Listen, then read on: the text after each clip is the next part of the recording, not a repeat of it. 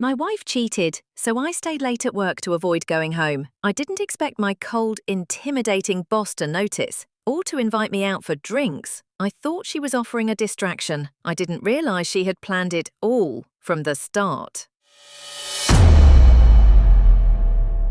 I found out on a Tuesday, not through some dramatic confrontation or crumpled receipts, just a text. Her phone lit up on the kitchen counter while she was in the shower. I shouldn't have looked, but I did, and there it was. Last night was perfect. Can't wait to feel you again. She never sent me messages like that. Not anymore. I didn't say anything that night. I barely spoke. I just started staying late at work every night. Work was safe. Predictable. Excel spreadsheets didn't lie to me or tell me they were just going out with friends. At least here I could pretend to be someone who still had his life together. My boss, Claire Roth, noticed eventually. She always did. Claire was the kind of woman who turned heads the moment she stepped into a room. Flawless, poised, and intimidating as hell. Rumors swirled about her. Cold-hearted, brilliant, ruthless. The kind of woman who owned her power and wielded it like a weapon. I never expected her to even remember my name. I was just another mid-level marketing analyst in a glass box. So when she appeared in my doorway late one Thursday night while I hunched over my laptop with bloodshot eyes and a cup of stale coffee, I was stunned. "You live here now?" she asked, one perfectly arched eyebrow rising. I tried to laugh, but it came out dry. Something like that. She walked in slowly, heels clicking against the tile. Her perfume was sharp,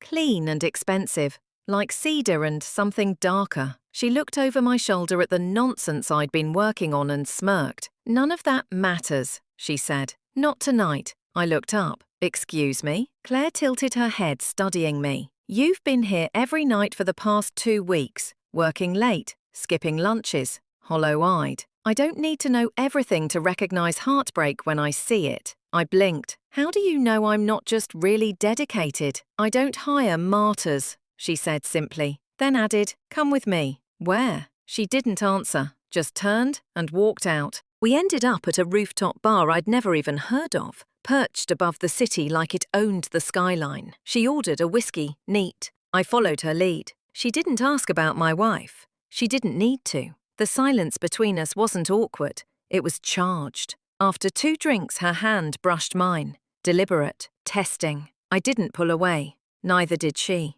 She looked at me then, really looked at me. "You're too good to be wasted by someone who doesn't see you." I should have left. I should have called it a night. But the truth was, I hadn't felt seen in months, maybe years. And when she leaned in and whispered, "Come with me," again, this time softer, darker, I followed her without hesitation. Her penthouse was all steel and shadow, minimalist and sleek, with floor-to-ceiling windows that looked down on the entire city. She poured more drinks, but neither of us touched them. She kissed me first.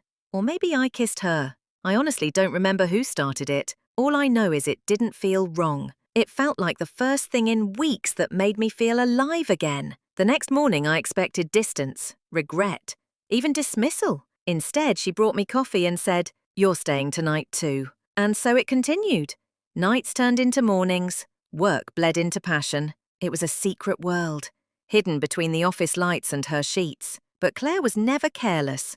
Every move she made felt calculated, like even our intimacy was part of a greater design. Still, I didn't care. Until I saw the photo. It was buried in a drawer in her study. One I opened looking for a pen. A picture of my wife, smiling, at a gala, with Claire. My blood ran cold. When she came into the room, I was still staring at it. "You knew her?" I asked. Claire paused, then sighed. "Yes. Before this?" "Before me?" "Yes." "Jesus Christ," I said. "What the hell is this?" She walked over calmly, took the photo from my hands and placed it back in the drawer. "You deserve to know the truth. But you won't like it. Try me." Claire looked at me then, not as my boss or my lover, but as something else. A woman who had been planning this for a long, long time. "She was one of mine," she said quietly, "an external consultant. We met at a partner retreat 3 years ago.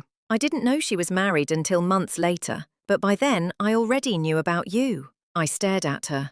What do you mean, knew about me? She talked about you too much.